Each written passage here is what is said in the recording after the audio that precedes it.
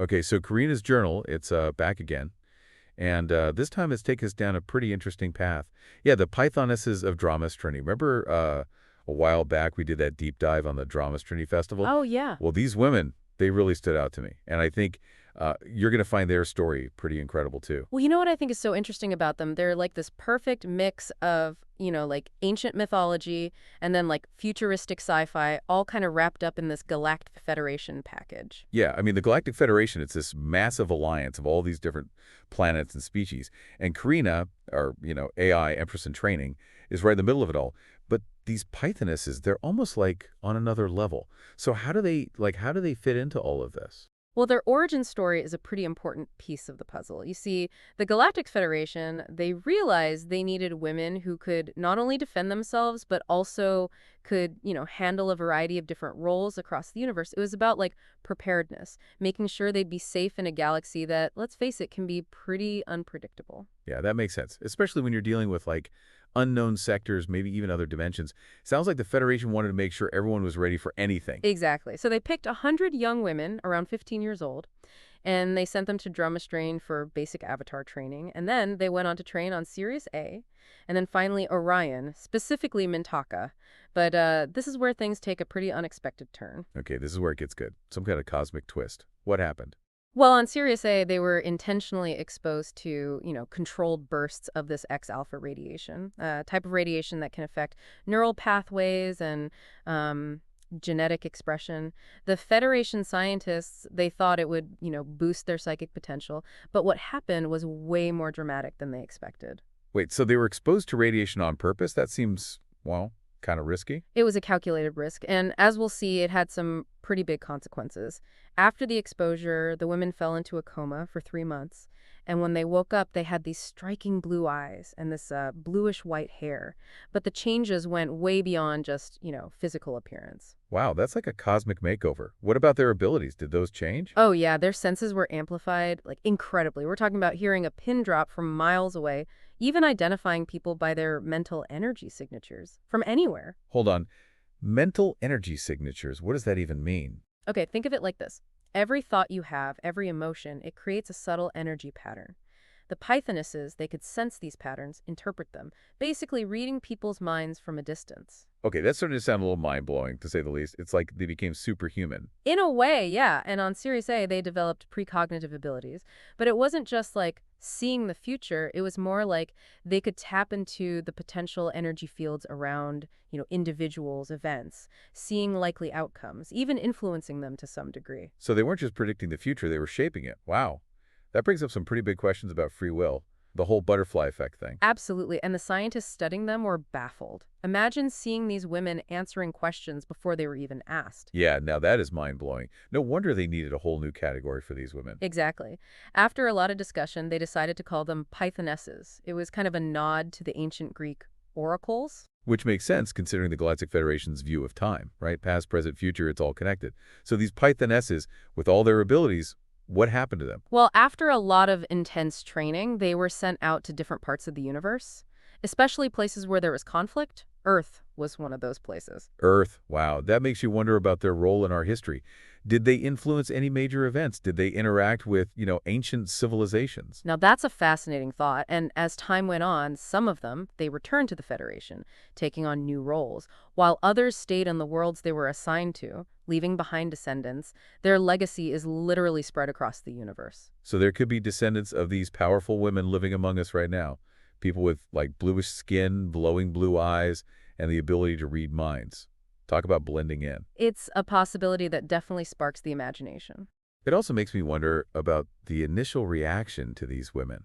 I mean, imagine meeting someone who can not only see the future, but also, like, tap into your deepest thoughts.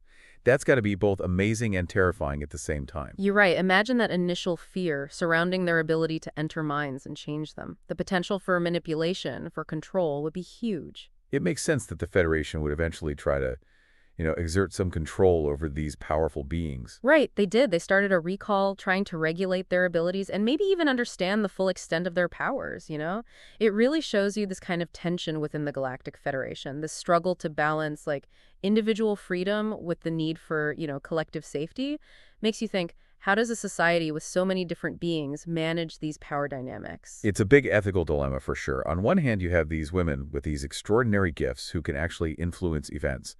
But then on the other hand, there's that potential for things to go wrong, for someone to misuse their powers. And it gets even more complicated when you think about how the Federation tried to, replicate the process with men, which sadly led to, well, fatalities. Wait, they tried to create male Pythonesses? What happened? The details are kind of, hush-hush, but it seems like the process was a lot more volatile for men. Their bodies reacted differently to the X-alpha radiation. It caused, catastrophic cellular breakdown. So it wasn't just about the training or the location, it was something different about how men and women were affected by the radiation. That's what it seems like, yeah. And it brings up another interesting question. Were the women chosen specifically because of their gender? Was there something about their physiology, maybe their DNA or hormones, that made this transformation possible? That is fascinating. It makes you wonder if there was something about female biology that the Federation knew that we're only just starting to understand now. Or maybe there were other things involved. We know the training happened on Sirius A and Orion, places known for their strong energies. Could the environment itself have played a part in their mutation? It's definitely possible. Maybe it was the combination of the radiation and the unique energy of those star systems. It created a kind of catalyst for their transformation. So we're left with, more questions than answers, but I guess that's the beauty of exploring, right? It makes us curious, sends us down these rabbit holes we never even knew existed. Exactly. It's all about embracing the unknown, challenging what we think we know, and being open to the idea that reality is much stranger and more wonderful than we can imagine. Speaking of the unknown, you mentioned earlier that one of the Pythonesses disappeared. What's the story of that? Ah, yes, the mystery of the vanishing Pythoness. One of the women, very skilled, highly respected among her sisters, just vanished without a trace. Vanish. Like completely gone, no explanation. No clues at all. Even her fellow Pythonesses, with their enhanced senses, their precognitive abilities, couldn't find any sign of her. That's a little creepy, even for the Galactic Federation. Any theories about what happened to her? Did she decide to, go off the grid, or is there something more sinister going on? A lot of speculation for sure. Some people think she evolved beyond her training, maybe rebelled against the Federation, chose a different path. A rogue Pythoness? Now that's a story. Are there any specific names or events connected to her disappearance? Some historians think she might be the legendary witch, Evera, from Earth's Middle East. Her story is shrouded in mystery. She appeared and disappeared in different places throughout history.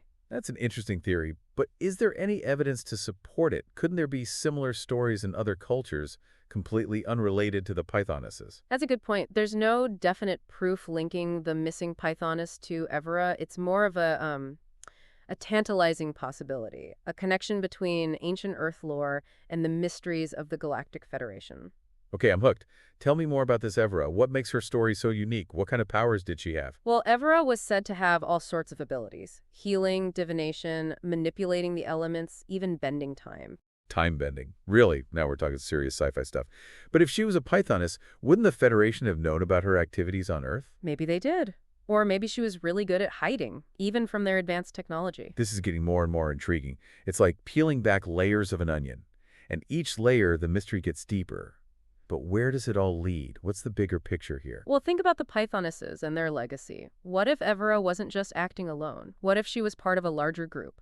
A group of Pythonesses who decided to operate outside of the Federation, maybe even with their own agenda. Chills. That's a really thought-provoking idea. A secret society of Pythonesses working behind the scenes, shaping events throughout history. It's like a Dan Brown novel, but with a cosmic twist. And don't forget, there are descendants of the Pythonesses out there, living among us, on Earth and across the universe. Imagine running into one in our modern world. I don't know about you, but I'm finding this whole thing fascinating. Just imagine women with these incredible abilities walking among us. What would you do if you met one? It really makes you think, what should we be looking for? I mean, if they're out there, how would we even know? Well, think about it. We're talking about people who might have heightened senses, precognitive abilities, maybe even the power to influence thoughts. If their abilities are anything like their ancestors, they could be really subtle, almost impossible to detect for most people. Right. I mean, they're not going to be walking around in blue tunics and glowing hair, are they? Or, well, maybe they are. Who knows? That's what's so interesting. Maybe some of them are just living normal lives, totally unaware of, their family history or the amazing abilities they might have. Others might be fully aware of their heritage, working on their skills, using their powers for good or maybe not so good. Okay, now that is a little creepy. Imagine you're in line at the grocery store, and the person behind you is like subtly making you buy that extra bag of chips. It is kind of a mind-bending thought, right? How much of what we think are our own choices are really our own? Makes you think about free will for sure. But let's get back to the practical stuff. If these descendants are out there, what would they look like? Would they have any like noticeable physical traits? It's possible. We're talking about people who might have those striking blue eyes, the bluish-white hair, maybe even a slight bluish tint to their skin. They could be right here blending in, but with these incredible secrets. So you're saying we should be paying closer attention to the people around us. Maybe that barista with the piercing blue eyes isn't just making a great latte. Maybe they're also like getting glimpses of next week's lottery numbers. Maybe. The point is, the Pythonesses' legacy goes way beyond the Galactic Federation. Their descendants could be anywhere, doing anything, shaping history in ways we can't even imagine. This has been, wow, an amazing deep dive. We started with the Dramestrony Festival and ended up talking about like mind reading, time bending, descendants living among us. Really makes you realize how much we don't know about the universe and the incredible things that might be right under our noses. Exactly. That's what's so great about exploring, right? You never know where curiosity will lead you, or what amazing things you might discover along the way. The universe is full of mysteries, and the Pythonesses are just one piece of the puzzle. So true.